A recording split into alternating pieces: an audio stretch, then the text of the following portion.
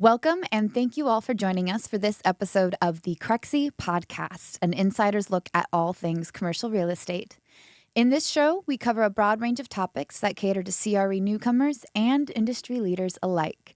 I'm your host, Shanti Ryle, Director of Content Marketing here at Crexi, and today we are thrilled to sit down with Sean Burton, CEO of Cityview. A little bit about our guest.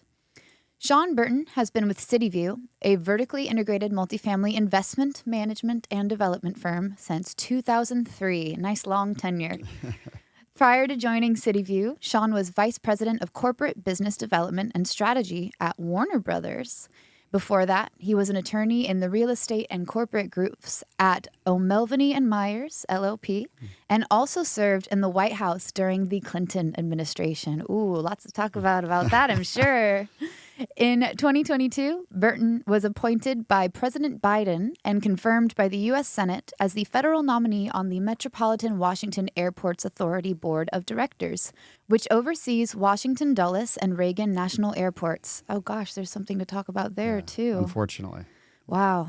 Well, we'll get to that point, I'm sure.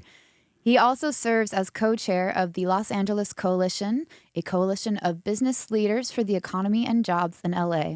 From 2013 to 2021, Sean served as president of the Board of Airport Commissioners, which oversees the LAX and Van Nuys airports. Sean holds a BA from the University of California, Irvine, UCI, and a JD from New York University School of Law. Sean, welcome to the podcast. Thank you. Thank you for having me. It's good to be here. We are so happy to have you here. You have an amazing track record, really storied career, really varied career, lots of civic service, lots of deep community involvement, and of course, lots of commercial real estate insights. So to kick us off, I know we just covered your background vis-a-vis your bio, but I'd love to dive in a little bit deeper to your career path, lessons you've learned along the way, everywhere from the Clinton administration to corporate law, business strategy, working at Warner Brothers. How did all of these roles shape your career path and eventually lead you into commercial real estate? Sure. Well, first of all, I just wanted to say a word, as we sit here today, we had this plane crash at Reagan National Airport. And just want to say my heart goes out to all those families. That one really hit me personally because I was on that board for 2 years. And we spent a lot of time talking about safety. That's one of the busiest runways in the country. I think it's the busiest runway in the country. And so it's really a tragedy, and my heart goes out to all those families. So just want to start off and say that. I will say, I've been blessed to have a variety of opportunities in my career, and I feel like everything that I've been able to do has reinforced the other parts of what I've done. And so, as you mentioned, you read that long bio. It's hard to sit here and listen to people talk about you that way. But I will say that, the civic things I've done in particular have really enhanced the business opportunity and the acumen and, how you approach problems. I got to work with very, very smart and hardworking people, like when I worked at the White House and the other civic endeavors. And so that's really, I think, been kind of a 2 + 2 = 5 scenario for my career. Sure. Yeah. And how did you first get into commercial real estate? What drew you from there after working in politics, after working in entertainment with Warner Brothers? What led you in that direction? Yeah. So, when I was, I always, had an interest in cities and communities. That's part of why I liked working in the White House. And when I was at O'Melveny, I did a lot of real estate transactions. So I got to do something that was really tangible. And I got away from that when I was at Warner Brothers. But that's where I really learned how to invest. I moved from being a lawyer to being a business person, and learned how to run Excel models and analyze risk and opportunity and those kinds of things. But I was missing kind of the tangible nature of real estate in cities, and so becoming a developer and building housing seemed like a great way to merge my interest in cities and law and politics and communities, and kind of pulled it all together. Yeah. I'm curious, what about multifamily specifically, and especially, with inner city, not suburban multifamily? You mentioned you're really interested in cities and how communities work together.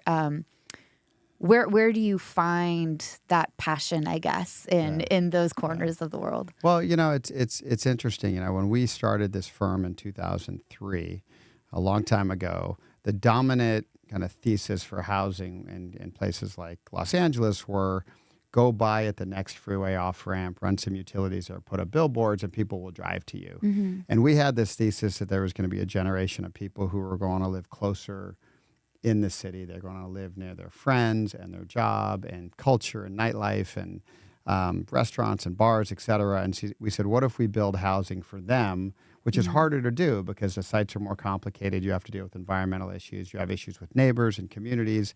You have to make sure that you're building something that's kind of consistent with what neighborhoods want.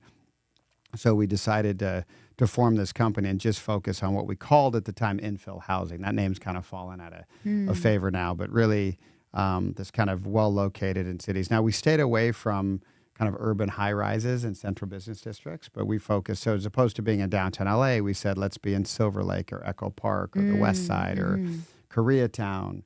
We like to be near transit, for example. So that was kind of that thesis. And it's really interesting because, I get to use all my, legal skills that I built because, real estate's complicated and you have to understand all those aspects of it. But really you have to go in and you have to meet with elected officials and neighbors and community groups and understand, how do they view their community and how do you either, build something that's consistent with that, or if you're buying something, how do you kind of reposition it so it's a real kind of part of the fabric of the community. Yeah, no, that makes a lot of sense. And you touched a little bit on like the challenges of especially dealing with regulations when developing in, denser city pockets. So I'm curious, what are the most tangible or most used skills you've gotten from your time in politics and law? And how have you applied those to overcoming some of the challenges you mentioned and maybe other ones that you haven't touched on yet? Yeah, so a bunch of things. I mean, working is a, when I was 21 years old in the White House, in the Clinton White House, for example, or as a young lawyer at Melvin. I mean, first of all, you just learn to work really hard. I mean, just, it's time on task. You're working with really smart people. The standards are very high in terms of work product. I remember one of the partners at O'Melveny telling me that every time I turned in a document for review to one of the partners, like kind of my pride and dignity was on the line. I was representing who I was as a person. And that was a lesson that stuck with me. I think I was 24 or 25 then. So, definitely, learned skills there and a kind of a work ethic. I would also say that, all of the time working in politics and communities, I also served on the City Planning Commission for 5 years before I was on the airport. You really learn to work with all the different facets of a city. So you have to understand what elected officials want because they're represented for their district to represent the constituents in their district. What's their vision for a street corner? Who are the neighborhood groups you need to go talk to? How do you incorporate people's feedback but still design a project that is feasible and can be financed and is going to work? I mean, we recently entitled a project, and we had 40 community meetings over a year and a half. Wow! So we could really understand, and we couldn't take all of their feedback. We couldn't shave a floor off the building, but they had concerns about setbacks and landscaping and colors and other things that we were able to incorporate. So I think it's understanding that in order to do a successful project, you have to handle all of these different elements. And my career path is helped me understand that. Sure. Yeah, I love the concept of, you have ownership of your reputation and every move you make reflects back on you. So it's really important to stay true to your word, act in a way, you would want to be perceived, work with integrity. Yeah. I really appreciate that. And also, just trying to hear as many voices as you can too, especially when you're a developer. It seems like outside looking in, you are adding a piece of the puzzle, piece to the puzzle that is a community. Right. And so it really matters what that community thinks and that they feel like they have buy-in to the project you're working on. Absolutely. No, that's critical. And it was really helpful when I was on the planning commission because I got to sit on the other side, of the table and see really good developers come in who had a lot of community support and design great projects. And I got to see bad developers come in who were trying to jam their vision through. And those weren't successful. So that was kind of invaluable experience. Sure. Yeah, you get an insider's view, huh? You do, yes. Yeah. Very valuable. Yeah. Speaking of observing others, on the topic of mentorship, did you have any, you mentioned your boss while you were working in law. Yeah. Do you have any mentors that passed along really key lessons or key relationships maybe that helped you as you dove into the development world? Yeah, so I've been blessed with a couple different mentors in my life. I mean, one was the attorney who hired me out of law school. And again, maybe you're so impressionable at that age and you're more open to new ideas. Sure. And you're not set in your ways. But I learned a lot from him, as we talked about kind of pride and work ethic. But he also taught me, because we'd be in these really difficult negotiations with, you'd have a powerhouse client. They'd be negotiating with an investment bank or another powerhouse. And he always was so calm and gracious and would never take the bait as people would fight or bicker. It was just always kind of the kind of calm voice in the room, the cool head. And, and he told me afterwards that, the benefits of being gracious, he says, it costs you nothing. It costs you nothing to be gracious, and it gets you so much. It's just a much better way to approach. And I've tried to apply that lesson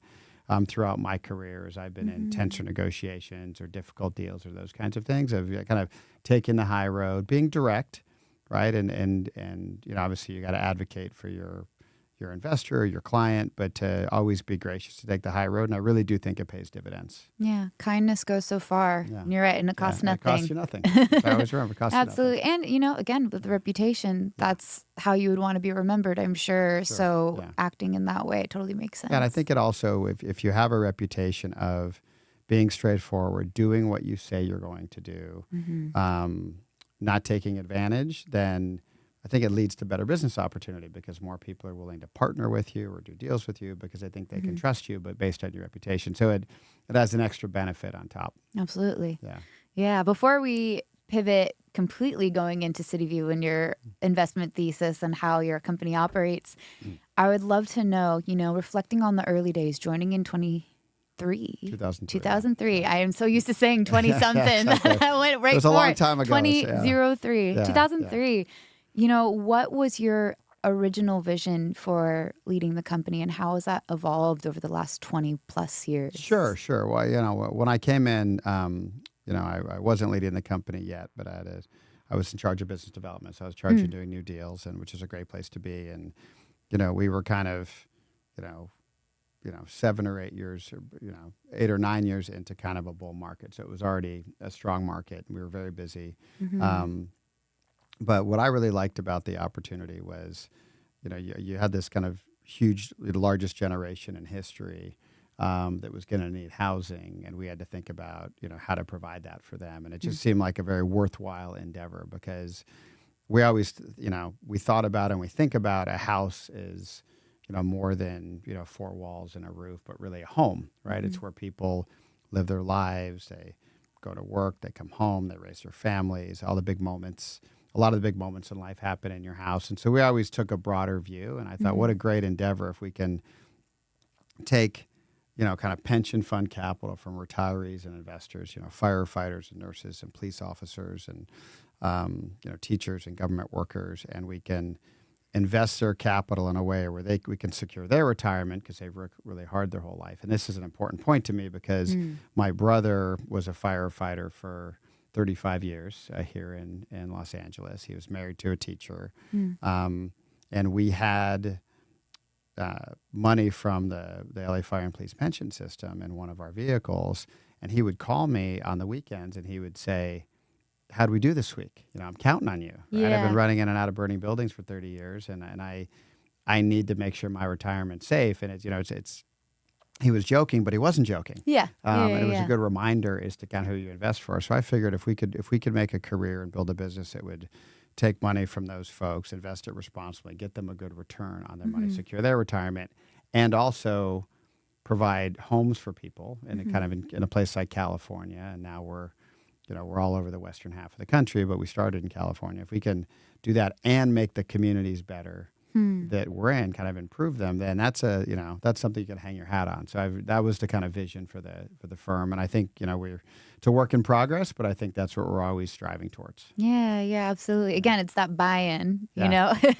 Yeah. And I love that you really took something tangible, like people, paying into their pension, wanting to give to the community through their work, and then being able to kind of continue giving to that community through that fund, still be able to survive. But I love this circuitous? Yeah. How do you say that? Circuitous. Circuitous. Yeah, there you go. Clearly I need more coffee. But I love cyclical. Maybe that's whatever. The cyclical nature of that relationship within the city. Yeah. So that's really wonderful. And just not to interrupt you, but to add on that point, when we focus on building our housing, we're not building ultra luxury, high rises on the water, and we're not building government subsidized affordable. We're building in between. So we have a lot of, kind of workforce, teachers and nurses and firefighters and young professionals starting their careers. That's a lot of our tenants too. So that kind of completes the circle and who our residents are. So. Yeah, totally. That's a really, really awesome vision. And I'm glad you guys are sticking to it. So we've talked about multifamily a bunch, why it's your bread and butter, why you're so interested in it personally. I believe it was on another recent interview of yours where you mentioned that multifamily is the best buying opportunity since the recession. Yes. I mean, I think everyone can agree that housing is essential, but can you expand on that? Sure. This is kind of the original thesis of the firm when we started in 2003, and we've seen it continue to play out. So we like to build housing in, frankly, places that need housing, right? Where you're supply constrained, and obviously California fits that, but we're in Seattle and Denver, and we're in Dallas, which isn't as supply constrained, but they're adding 400 people a day, so they need lots of new housing. They'll need it eventually. Yeah. So about half of what we do is buy existing housing and rehab it and upgrade it, and about half what we do is build new. And our concept is to look for places where people want to live, where there's jobs. So we're looking at, where's the population growing faster than the rest of the country? Where are you adding jobs faster? Where income's going up more? So you have strong demand, but then where do you have barriers to entry? Where do you not build enough housing? So you have kind of restrictions to supply. So we call it strong demand, weak supply markets. And we spent a lot of time looking at this. We just spent 6 months working with a market research firm. We looked at the 50 biggest markets in the country. We looked at 95 different variables. We spent months and months and months arguing about it and tweaking the model, and we kind of came up with our proprietary list of markets to invest in. So that's why we love those markets. And then multifamily is it's a great asset class. You can change how you go to the office and how you work, right? We saw that during COVID. Now more people work from home, and people work from home full time. Now people are coming back. That kind of shifts. People change how they shop with retail, like you've seen that with Amazon and online, but people still go to grocery anchored centers and stuff that you can't get a haircut online. Yeah. For example. Or the dentist. Exactly. Or the dentist. That could be tricky. So that changes, but at the end of the day, people still need a place to live, right? So it's just a fundamental,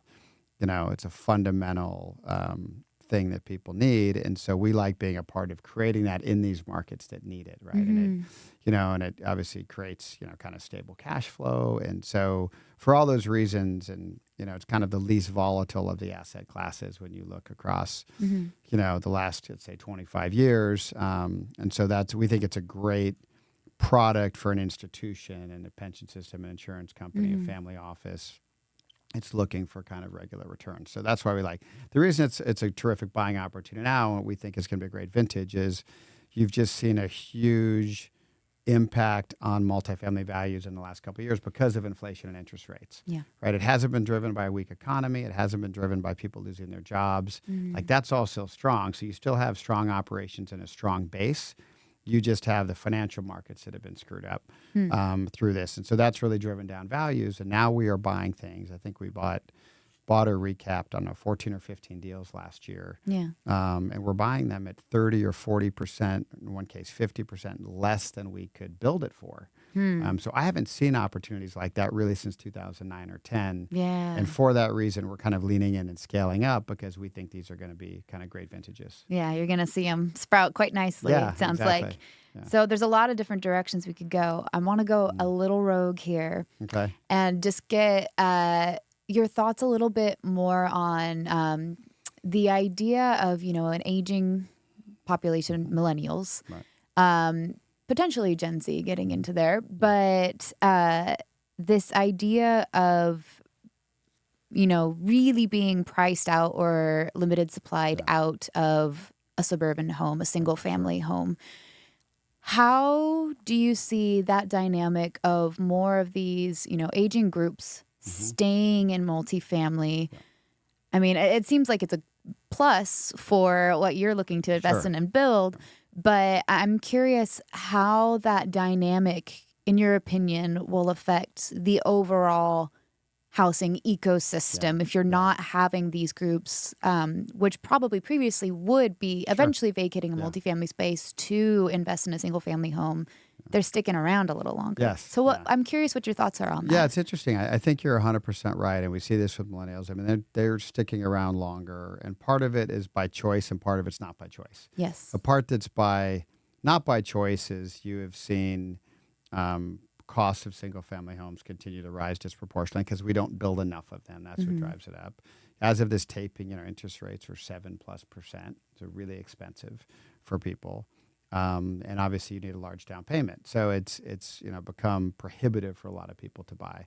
It's also by choice to some degree, or at least people are buying later in life because, from World War II until the Great Financial Crisis in 2008 and 2009, the way that the vast majority of Americans built any sort of net worth or nest egg was through their home that they owned. That was just how it was. And then that was destroyed in 2008 and 2009. And a lot of millennials saw that with their own eyes. They saw what happened to their parents or their friends' parents or older siblings, et cetera. So that combined with kind of social media and the internet and internet trading, a lot of millennials say, you know what, I can invest my own money better than like putting it in something that's illiquid that I can't get out. And so I'm going to choose to keep my nest egg and invest it on my own. And maybe I'll buy crypto or Bitcoin, or maybe I'll invest in Cityview. Or invest in Cityview. I'm going to make my own choices versus, kind of locking it into a house. So you've seen that dynamic. I do think home ownership is good for the country. I think when people, there's a lot of data that show when people do own their home, they get more involved in the community, they improve that home, et cetera. It kind of creates more stability. So I do think that's important, but I think because of the dynamics that we talked about, millennials and Gen Z after that are going to, it's going to take them longer to buy a home or be able to afford one. And that's a metric we look at every deal we do, and we do a kind of a buy to rent ratio and see how much people would need, what are the rents we think we're going to charge for this 2-bedroom, and if someone were going to buy a home even with the tax break, how much would that their mortgage payment be? And and often rent is half or a third of way cheaper, cheaper and no down payment. So we think that's another reason that makes multifamily a good investment class is you're going to see this largest generation in history have to rent longer, and the generation behind them have to rent longer, which means you need more apartments and good locations. Yeah, absolutely. Yeah, I was just curious what your thoughts are, but that's our theme. Yes. Yeah. So you mentioned one metric being that buy to rent ratio. You mentioned potentially 90 other metrics. Right. Yeah, exactly. Without giving away your secret sauce, are there any variables that factor into where you decide to make your next development decision that are maybe weird or surprising or people wouldn't expect that you would be considering? So we're looking at all the basics, right, which a lot of people like kind of supply, demand, fundamentals, et cetera. We particularly focus on what new supply is coming in line. That's not a weird one, but that's really how I think you can get hurt in our business is if you are buying or building in a location, a lot of new supply comes on, and they're competing now, offering a month free, 2 months free rent. Renters are very savvy now. They're doing everything online. It's very easy to compare pricing. You used to have to drive around to each location and negotiate with each leasing agent. Now you can find everything online. So that's a major issue. But we pay attention to other factors as well. Like we're looking at where do millennials want to live? We spend a lot of time looking at those kinds of surveys because that really is our prime demographic. And we like Denver for that reason. Like Denver's the number 2 market in the country where millennials want to move to. So could you guess what number 1 is? Gonna guess? Oh, I'm curious. I mean, I feel like it's LA. So I'm asking the questions now. Yeah. I feel like it's LA still. It's actually Austin, Texas. Oh, I should have known. Austin, I always Texas, forget about yeah. Austin. So we, Sorry, Austin. So we look at factors like that. We look at the educational institutions, right? Because at the end of the day, companies tend to cluster in places where they can get educated workers. So we're looking at education. I mean, you just mentioned LA a minute ago. I mean, most people don't know this, but Los Angeles graduates more engineers than any city in the world. Wow, more than Boston. More than Boston, yeah. When you look at all of the different universities we have between UCLA and USC and Caltech and Northridge and a bunch of other universities as well. So we're looking at those kinds of factors. So we're definitely looking at the hard data, but I think you got to look at the soft data too, and you have to have a gut check at the end of the day. I think that's really, really important. And we have a team that's primarily millennials. I mean, the operating team, like me, is a little bit older. We're Gen X, but you have a lot of millennials, and so we're listening to them about what are the neighborhoods they like. Because even if you pick a city or a region or an MSA, you still have to pick the right submarket, and you have to pick the right block. And so, this is a silly little thing, but when I'm going to underwrite a deal, particularly a development deal, again, half of what we do is buying existing, half is development. When we're looking at developing in a new market, I spent a bunch of time driving around and looking for are there cool new coffee shops? Not Starbucks or other ones. Established Nothing wrong with Starbucks. Yeah. As I'm drinking a Starbucks. But we look is there a cool little coffee shop or what's going on in the neighborhood there? Is this a place? Because that usually you find those pop up as neighborhoods are up and coming. So there's little things like that we do with our team, or when when we're underwriting a market, we always try to pick a hotel that's directly in there, and then spend a day or two just literally walking around, going to lunch and going to dinner and going for a jog and just getting kind of the vibe of the market. Because we're gonna see all the data, which everybody else is gonna see as well, but it's that intangible, I think, that makes a difference. Yeah, it's really interesting how much, particularly with multifamily, I feel like office hospitality maybe to a certain extent, but the qualitative data and, like you said, the vibe of the neighborhood and the place you're building. I mean, people will live there. They want to feel good in their homes, good in their neighborhood. So that totally makes sense that, don't discount doing neighborhood surveys, just talking to people on the street saying, hey, why are you here? Why do you like it? And what does it feel like? And it's funny. I used to describe this as we want to be in neighborhoods that are hip and cool. And then my college-age daughter says, Dad, anybody who uses the phrase hip and cool is by definition not those things. So I no longer say that. Yeah. No, it totally makes sense. She's a good reality check for me. So you mentioned, interest rates, more macroeconomic factors. There are some people that are fingers crossed looking at charts and saying, hey, it looks like we might be hitting a turning point. The Fed didn't make any change this last meeting. To what extent do those macroeconomic factors impact the moves you're making?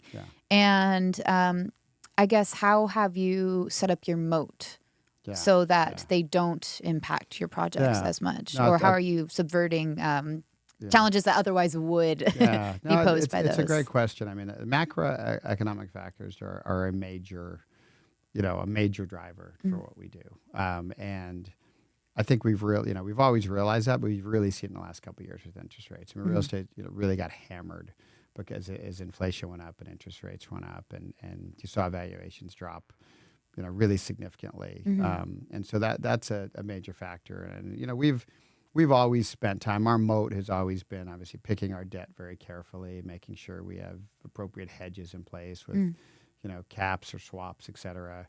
I'm really thinking about those issues. But those have a major issue. And sometimes it's interesting. You'll say, okay, well, what's really affected by macro is the mood of the environment and of capital and of banks. The vibes. So the vibes, yeah. It's interesting to say. I mean, I'm going to come across as very touchy-feely here. No one else would describe me as that way. Yeah. But it's been interesting. The 10-year Treasury is a major kind of data point and factor for real estate lending and the real estate market. And it's been interesting to watch even deals that we're selling or we're buying or we're under contract on. The 10-year Treasury, it's gone up pretty significantly since the election in 2008. In November. And it's been really interesting to watch the mood of capital and lenders change and brokers change because of that. To the point where, people are making, 5 or 7 year decisions on an investment based on how many bips the 10-year went up or down over the last week or two. So it's a little bit of an odd construct for when you're making a 5 or 7 year, investment. So, but it does really change kind of the mood and how much risk people, are they risk on, are they risk off, or, they still want to pay this price, or are they going to retrade? So that's been an interesting thing to watch. And there really is a herd mentality out there, I found, particularly with capital. And it's one of the reasons, we've been blessed to have a series of commingled funds where we've had discretion, and it's allowed us to make moves that we think are best, not based on kind of the latest, mood that day. And, I think, we can make better buys and better decisions having that sort of control. Yeah, it's not the stock market. It's not the stock market. No, it is a long-term investment. People forget that sometimes. Yeah, no, 100%. And I appreciate you pointing that out, because I think potentially with the rise of accessibility of data, how fast information can get, transmitted from one person to the next, the herd mentality, as you said, it can be really persuasive in very quickly. Yeah. And I think there's a lot of power to knowing what your goals are, like having a very solid investment thesis, being able to have clear conversations with the people you're putting your capital with, definitely, and not being reactive, like you said, like really understanding the longer term dynamics that are at play, because at the end of the day, those data points are just a measure of confidence in one direction or another. So I think that's exactly right. We call that high conviction, right? We think we're high conviction. And you have to be careful, too, that you also don't get set in your ways and you ignore data. So that's why we're constantly looking at data to look at our thesis, look at the data, look at, what did we think was going to happen, what actually happened, and how should we tweak our thesis, because there's factors we didn't think about, or some factors by more. But, we've done a lot of investments. One of our largest investors is the Blackstone Group, who we have a lot of respect for. And I think they are the masters of high conviction. They're looking at bigger macro trends, and they're very smart, and they do a lot of research and analysis. And then they make a decision, and then they really push into it. And they're less deterred by the day-to-day news cycle. And, John Gray, I think, is a genius. And so we've been, blessed. We've done over 35 projects with them. Wow. Yeah. Since we started, and to work with someone of that quality, we try to emulate and pick up as much by osmosis as we can. Although my scientific daughter reminds me that's not really what osmosis means, but we do. But close enough. In terms of how they run their thesis kind of analysis and how they make their investment committee decisions. So I think not getting deterred by the day-to-day noise is important. Absolutely. And, kind of before we pivot into our next topic, with all that in mind, what does the 5, 10, 20-year outlook look like for Cityview? Yeah, so we are in a scale up mode, and again, we've been around for 20 years, and I took over the firm kind of fully in 2015, and we made a decision at that time. We had a bunch of kind of younger partners in their 30s and early 40s, and people said, "Look, we really want to do this. We think we have a great vehicle here. We think we're doing good work. We like working here, and let's figure out how to really scale this." And so we did that. COVID, I would say, set us back a little bit, just in terms of, some of the challenges with that. Although we didn't shrink, we actually grew out of it. And now, we're continuing to expand. We're not just, we're primarily or often known as a California firm, and we try to dispel that rumor, even though California's been a great place to invest for us, and is the 4th or 5th largest economy in the world on any given day, depending on where Germany is. But we're in Seattle, we're in Denver, we're in Dallas, and we're actually looking at some of the East Coast markets now that meet our supply-demand fundamental. We just opened a Dallas office last year. We just hired a very senior person who's going to run our New York office and head kind of global capital development for us. He was a former CEO of Allianz Real Estate and PIMCO Prime, and so a real professional, someone who's scaled a business really dramatically, and so he's come in to help us scale to the next level. So I think you're going to see some kind of interesting interesting growth and times from Cityview in the next few years. Ah, it's very exciting. Yeah. Keep them on your radar, folks. Yeah. Exciting things happening. Well, awesome. I am saddened to move into this topic, but, you mentioned COVID, which was absolutely a black swan event in our industry. Another such are the recent fires that occurred in Los Angeles in January. We're recording January 31st, this interview. So things are still very fresh here in LA. I'm sure members of your team were impacted by the fires. Members of Crexi team were impacted by the fires. As a firm, born and raised in LA, how has this tragedy impacted the immediate and long-term outlook for real estate development in Los Angeles? Well, I'd say just first of all, it's impacted the people here. It's a terrible tragedy, and I think it's, people don't realize how big of a tragedy it is. I was with the head of the Red Cross last week for Greater Los Angeles, and she was telling me that there's 7 levels of disaster, 1 through 7, 7 being the worst, which determines impact on people and resources needed, et cetera. There's been 3 level 7 disasters in history in North America. Hurricane Maria, which destroyed Puerto Rico, Hurricane Katrina, and these wildfires. Wow. So the scope of what we have to do to rebuild in Altadena and the Palisades is going to be, north of $100 billion. And, over the next few years, the whole community is devastated. I mean, I think we counted up, we know at least 50 families that have lost their homes. We've had team members. We had one team member who lost her home in Altadena, so we've moved her into our project that she can get on her feet. We have another team member whose mother lost her home in the Palisades and has had to move in with them. And then even people that didn't lose their homes. I mean, everybody's been affected by kind of the trauma and the tragedy. So, it's a real challenge, and it's going to take a all hands on deck approach in the city between the public sector and the private sector and the different community groups and the media and others to really recover from this in a way and kind of get the LA region back on its feet. Absolutely. I think from a development standpoint, there's different challenges. We already had a housing crisis before these wildfires.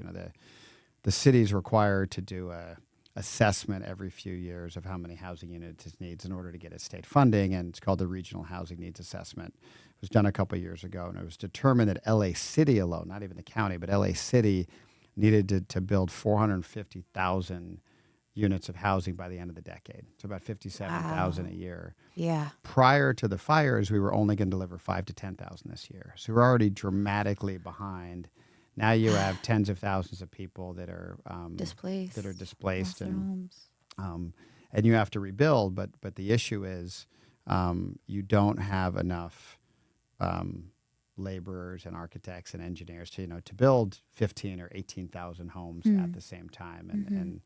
And I've said this before, but it's almost going to be like a Hunger Games type competition for labor and resources in order to do this. So it is going to take this kind of unprecedented effort. And I don't know if we need to, ship in workers from around the country who can help build these things.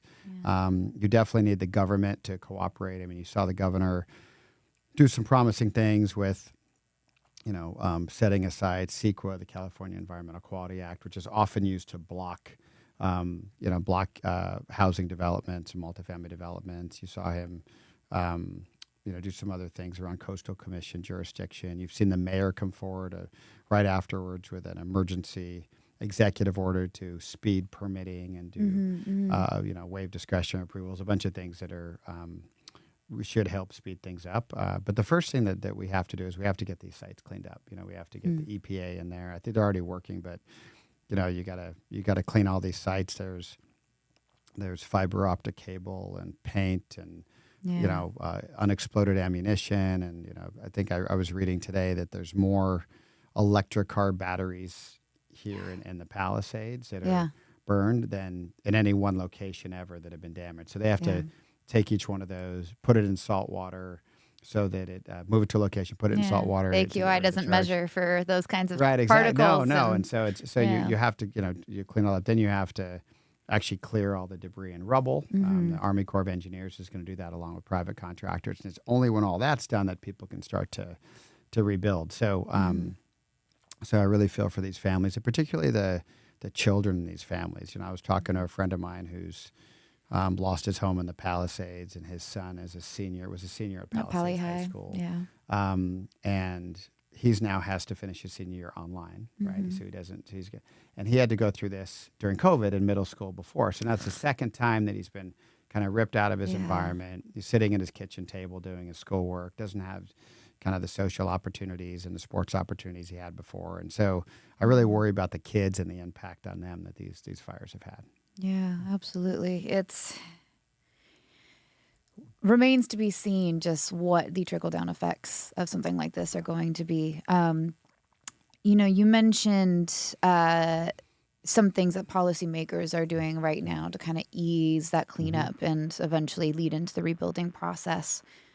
But with an all-hands-on-deck situation like this, you're uniquely positioned because you worked in in civics and are working in real estate now. Yeah. How do you see, or how should those conversations be going? What are the most effective ways that those conversations can happen so, private and public groups can clean us up as quickly as possible? Work. I'm sure insurance plays a big role in this as well in the rebuilding process. But how can all these groups have these conversations most effectively so that not only can these communities rebuild, but rebuild in such a way that the risk is lessened of something like this happening again? Yeah. So I think there's a couple of things. One is, as we've talked to elected officials about this, we've suggested that they really try to reach out and touch every single family that's been harmed here. One of the things we suggested here in Los Angeles is we said, look, let's have the building and safety department, because a lot of people have lost their home, and they lost actually the plans for their home in their home, and they want to rebuild. So we said, look, let's have the building and safety department reach out to every single one of those people, email them their plans, email them, here are the exact steps that it's going to take to get you rebuilt. Here's a phone number of a person who'll be your kind of ombudsman or person who can handle your case, because to show that, people are lost and confused, and here's a very specific way of how to move forward. So I think you have to reach out and touch everybody, and then I think you kind of can't communicate enough with people, having town halls and having opportunities for people to come in and where you can hear directly, not filtered, from the community about the issues that they're facing, what they're confused about. There's other ideas that are on the table, like creating a one-stop shop for all the permitting you need to do for house. I don't know if they're doing that in Altadena. I hope they are, but I know in Los Angeles there's a discussion here about, are they going to create something on the west side where you have all 14 different city departments that'll all be there, and you can come in, and the insurance company will be there, and the lender will be there, and all the departments, and you can get your questions answered and kind of speed through the process. So things like that really really improve efficiency, I think, is the key. I think there's hopefully the insurance companies will stand up to their obligations and pay the people that they need to. I know there's challenges with that at a state level that need to be dealt with. I know that a lot of banks are in a position now where they had the mortgage on the home, and now the insurance company has sent the bank the check, so the bank's sitting on the money, and they're willing to distribute it, but they want to see they need to see stuff happening. They're going to distribute construction loans. So there's a lot of confusion there, but creating more efficiency, more communication, transparency, and I think ultimately people need to see movement. They need to see things happening, because it's probably nothing more frustrating than your house has been destroyed and you can't get back on your lot. You don't see anybody cleaning it up, and you're having trouble getting anybody to focus on the issues that you have. So I think that's got to be a big focus of elected officials, is staying connected with those community members and showing progress and movement. Yeah, 100%. Now, from, a building standpoint, which you have expertise in, what are some ways that what is built in the place of these lost structures is more resistant to natural disasters? I know a lot of these old houses. I was watching Fire Aid last night, and Stevie Nicks was talking about my house was made out of wood, built in the 30s. It's been there for almost 100 years. A tinderbox. Right, yeah. How can, how can private public institutions and, all these different parties really tap into advancements that have been made in building materials, building processes, and how can we get those structures to really lean on those, again, to create a moat? So I think it's a great question. It's the question that we need to be asking, because what we don't want to do is simply rebuild in the same places, with the same landscaping and the same, technology, right? What we had before, because we know we're prone to major fires. And if you look at a lot of these communities are right up against the mountains in the wilderness, right? So you need to be thinking about, first of all, fire breaks and clearing brush and some very basic things that can be done around the homes. Yeah. I've heard of, actually, there's this company, I can't recall the name, but they've created drones to do drop-in controlled burns in areas where there's brush, just really quick. Almost like a vacuum cleaner, but things like that. I think that's so cool. Yeah. Sorry, go ahead. No, I think we have to use technology. We have to be thoughtful about what we do. And again, we need the government to work, because there's going to be, interest groups, and some environmental groups are going to say, hey, we don't want brush cleared because that's the natural habitat of these certain species. And the homeowners are going to say, but the fire departments can say, well, that's potentially flammable. So, I think that elected leaders have to step in and find common sense solutions to that. So, landscaping makes a difference. And then look, there's, we're going to get wood, you can't really build a wood frame, shingle roof today. Houses in the 30s that were built didn't have sprinklers, right? So we're going to have sprinklers in all the houses that you do. One way that a lot of houses catch on fire is the embers blow in the wind, and one little ember can blow up to 2 miles, and it goes in through your intake for your air conditioning in your attic. So you won't even know it can get in there, it can smolder for hours, and then it catches fire. And so by the time you see smoke, you already have a fully involved house, and it's too late. So there's protections you can do with your gutters and your intakes, but all of those technologies, fire-resistant materials. I mean, look, we could build every house out of concrete and steel, and they're going to stand, but it may cost twice as much. So you have a practical issue there. But we need to not waste this opportunity to rethink the resilience of our homes that we rebuild, so we don't have this sort of tragedy again. Yeah. Yeah, and you mentioned all these different interest groups, and you're advocating for common sense solutions to these problems. In your opinion, what policy changes, regulations can be put in place, or maybe eased even on the local, state, federal level, to help make this, ease as much of the burden of this project as possible? So it's a great question. So I think the first thing, it should be a little bit like the Hippocratic Oath, like do no harm from elected officials. I will say, I do think, you saw the LA City Council do this, and there was a bill in Sacramento where certain groups see this as an opportunity to drive a social agenda. And, there was a proposal this week in Los Angeles to freeze all rents in the city of Los Angeles for 2 years, and to not allow evictions for non-payment of rent for 2 years. Now, people went through this in COVID already, and landlords were hammered. And,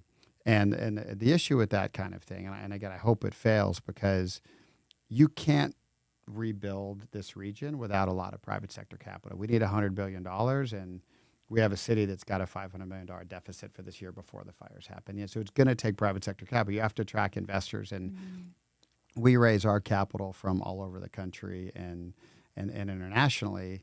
And what a lot of investors will say to us is, we see a great opportunity in Los Angeles in terms of, unrelated to the fires, but they'll say generally about the economy. You have this incredible economy. You have entertainment and gaming and aerospace and new space and healthcare, and you have these incredible institutions. We talked earlier about all the engineers we graduate and the educated workforce, and you guys have great weather. That's nice. all these things, right? And like, we want to invest, but there's a level of political risk that we take when we invest in Los Angeles, California, that we just don't get paid for. And so if I'm choosing between, buying a retail center in Berlin or building a data center in Northern Virginia or investing in apartments in LA, they all may have similar returns, but there's a level of political risk in LA we don't get paid for. So, so when the city council does things like this, and again, I hope it doesn't pass, it will just, make capital redline the city, and people won't invest here, and we won't be able to rebuilding. So the first thing I think so things won't move. Things won't move. Yeah. So because it doesn't happen without private sector capital. So that's the first thing is do no harm. I think the second thing is, some of these emergency provisions you've seen the governor and the mayor put forth and the county put forth about, potentially self-certifying engineers and architects, right? So you can move quickly, 30-day permits, same-day inspections, waiver of discretionary approvals, limiting CEQA, limiting Coastal Commission. I mean, my question is, if you can do all of those things to rebuild the Palisades, right, or rebuild Altadena, why can't you do those things, right, to rebuild those 57,000 units of housing that are going to be critical to keep rents at a affordable level for folks, right? So I think we have to, again, be creative, be imaginative, and hopefully one of the positives that comes out of this terrible tragedy is we're able to change some of our processes and systems so we can actually build the housing we need, so we can keep rents and housing more affordable. Yeah, 100%. I really appreciate that, vision of not quite a blank slate, but just a really good Phoenix-like opportunity, if you'll forgive the metaphor. And so, kind of from that, tying this all together, what is giving you hope right now as we look towards cleaning, as we look towards rebuilding? So I think what's giving me hope is there's a recognition amongst elected officials that we have to do things differently, that we can't just apply the same processes and the same timelines and the same pace and the same culture. I think, I've heard the phrase LA culture of slow used, right? That can't work for this, right? And so we need to make a change. And I haven't heard elected officials talk about that. Now they have to follow through and do it, or it's one thing to say it at a press conference, another thing to actually put the policies in place. And I think the communities that were affected and the real estate community and the media needs to hold elected officials accountable for making sure there's actual progress. So I think that's critical. But I will tell you what's the most heartening to me is every single family that I've talked to who's lost their home, and I'd say we know more than 50, but we maybe talked to 10 or 12, and this is in both kind of the Altadena area and in Los Angeles. Everyone has said, I'm rebuilding. I'm going to rebuild as fast as I can. I'm coming back. We're going to get the community back on its feet. We're not going to let this knock us down. We've been knocked down. We're not going to stay down. We're going to get up, and it's been really heartening. And people, it's almost without hesitation. People have said, no, we're going to do this. We're coming back. And so that's a great spirit. It's kind of an American spirit, and it's great to see. And so I just think we need to support that. And for elected officials, I would say, don't get in the way of that. Like, support it. Don't get in the way of it. Yeah. Serve your community. Yeah. That's what it all comes back to. Yeah. Oh, that's really wonderful to hear. Yeah. LA's strong. There's a lot of love in this community. And there is. And the people, we need people to pull together. And, but that to me has given me kind of hope and some light out of a dark situation. Absolutely. Yeah. This has been such a great conversation, Sean. I got one last set of questions for you. They're kind of our rapid fire, shoot from the hip, give us your answer. I think I can guess your answer to this first question, though. If you were given $50 million today, cash, you had to invest it like in 10 minutes. Yeah. Where would you park that investment in real estate and why? What I would do with that, and we're doing a bunch of this, so it is a little bit of a trick question, is where I talked earlier about how we were buying existing projects at a big discount. That's really our running game as a firm. Our passing game is going in an option or buying land in great locations where you have a ton of demand, but nothing new is being built because of this, and entitling those projects and getting them ready to go in end of 25, early 26 as the market turns for development. Having a $1 billion or $2 billion pipeline of new multifamily in great locations. Yeah, that's what I would do. Yeah. You're getting the horses ready for the races. Yeah, exactly. Passing game, getting ready for the Super Bowl. Which that's coming up soon. Yeah. What is the most bizarre way you've found a new business relationship to work with? Whether that's running into them at a gas station, social media, any crazy client I met relationships. One of our investors in the locker room at the gym. Oh, yeah, one at the gym. Okay. Yeah, which gym? At Equinox. There you go. and it's very strange. And I'm not usually having a lot of conversations in the locker room, but it was,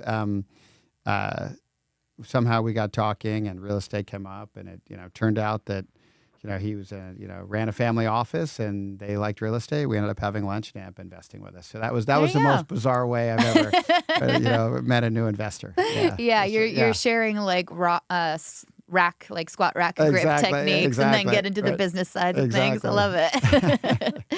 And then what is your, we're a tech company, so we got to ask this question. Sure. What is your favorite tool or software that you use while on the job?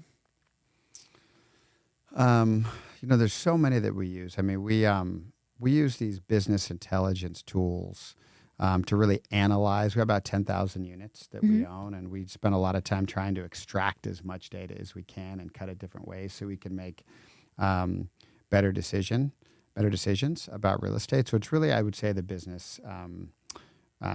It's the business intelligence tools that we use.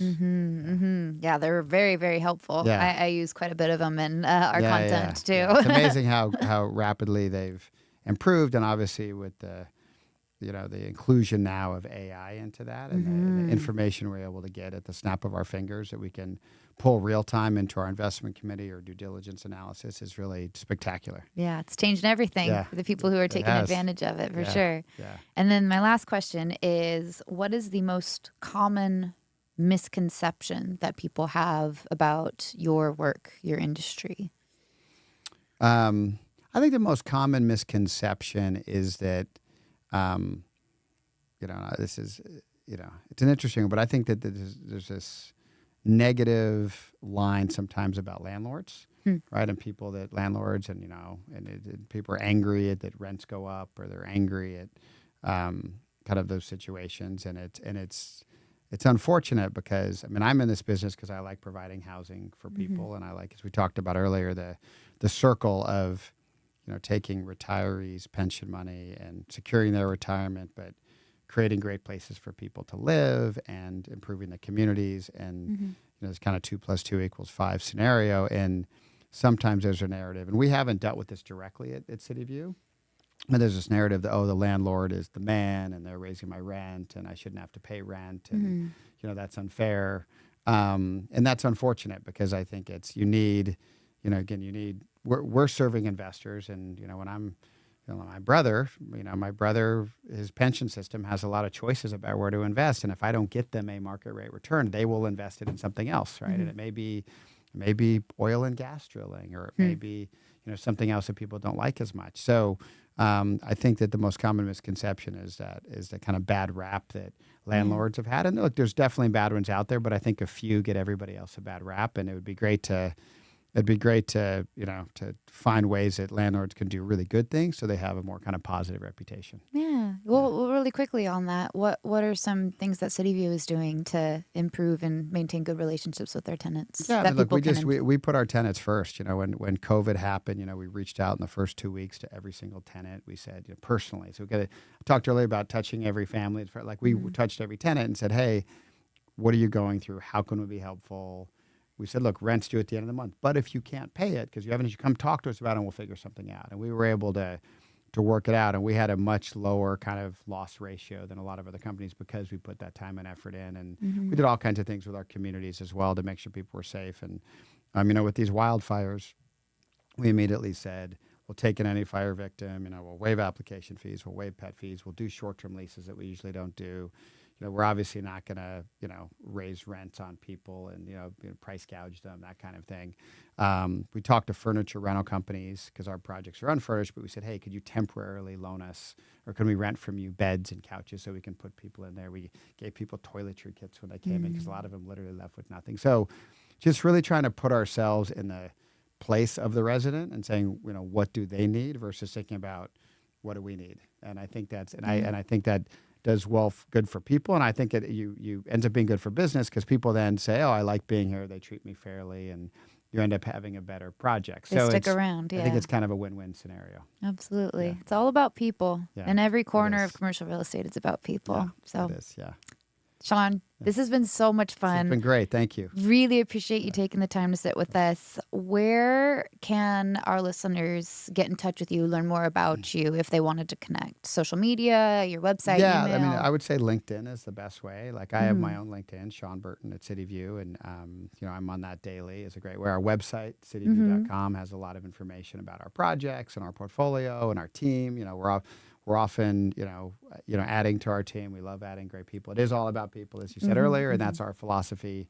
I tell people, we're not in the real estate business. We're in the people business because we're only as good as the people in the company that are helping make these decisions and run our projects. So those are the best ways, I would say, to get in touch with us. Love it. Any parting words of advice you No, leave this the has been a listeners great, with? much more interesting than your standard interview. So thank you for a great podcast. Yeah, really interesting. Oh, yeah. Thank you so much. Really appreciate it. All right, thanks for having me. Yeah. And thank you, everyone who tuned in today. If you enjoyed this episode, please don't miss the next one. Visit crexi.com/podcast and sign up to get the next one delivered straight to your inbox.